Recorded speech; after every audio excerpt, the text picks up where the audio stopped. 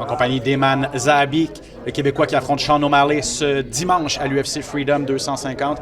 Eman, ça représente quoi pour toi? C'est un événement unique, on en parle depuis longtemps. Ça représente quoi pour toi d'avoir été un des 14 quand même seulement combattants choisis pour cet événement-là? Pour moi, c'est une grosse honneur parce que Dana il avait dit qu'il a choisi les combattants parce que c'est des combattants qui ont la confiance, qui vont faire le poids et qui vont donner une très belle performance. Tu sais.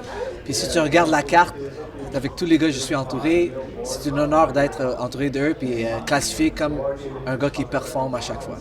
C'est quoi les commentaires dans ton entourage? Certains trouvent ça un peu controversé de faire un événement ici sur le terrain de la Maison-Blanche, que ça n'a pas nécessairement sa place. Est-ce que c'est le genre de commentaires que tu as entendu? Puis toi, qu'est-ce que tu penses un peu de mêler politique et sport? Oui, la moitié du monde pense que c'est ridicule.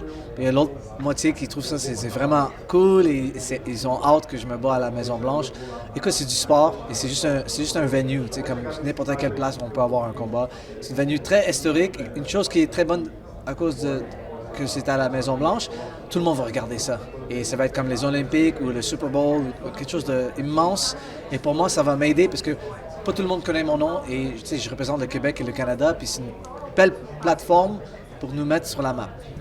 Sean O'Malley a dit que ta plus grande force, c'était probablement ta résistance, ta résilience, le fait que tu n'abandonnes jamais, tu as été au plancher, tu t'es relevé pour gagner tes combats, notamment contre José Aldo à Montréal et contre Marlon Vera.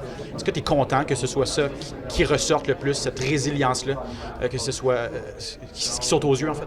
Oui, écoute, je pense que j'ai beaucoup plus de choses qui sont plus fortes dans ma carrière, que j'ai représenté, comme j'ai une très belle jab et j'ai beaucoup de choses, mais je suis fier d'avoir beaucoup de résilience parce que la moitié, pas la moitié, mais plusieurs gars auront abandonné dans ces moments-là, puis moi, j'ai pas abandonné et c'est quelque chose que c'est pas que tu peux entraîner facilement et j'ai beaucoup de courage pour le faire et je suis content d'avoir ça comme trait. O'Malley et son entraîneur Tim Welch ont donné beaucoup d'entrevues. Ils te respectent beaucoup, ils respectent ta séquence de cette victoire également, mais ils disent qu'il n'y a pas un aspect où il est meilleur que nous. Est-ce que tu as des petites surprises pour eux? Oui, moi je pense que je suis un meilleur striker que eux. Je pense que je suis un meilleur lutteur, meilleur grappler sur le sol. Ce qu'ils pensent de moi, je pense de eux. Donc c'est une drôle de chose. T'sais. Moi je vais leur trou dans leur game. Eux, ils veulent voir mes trous. Donc on va voir qui va gagner. À quoi tu t'attends du face-à-face? Vous allez avoir 2 face-à-face cette semaine. À quoi tu t'attends comme animosité avec Sean O'Malley? Non, je pense que c'est un gars nonchalant. Il est vraiment relax dans ces moments-là. Il y en avait déjà eu plein de gros moments avec des grosses combattants. Il était champion du monde avant. Puis moi, ça fait 20 ans, puis moi, j'ai hâte.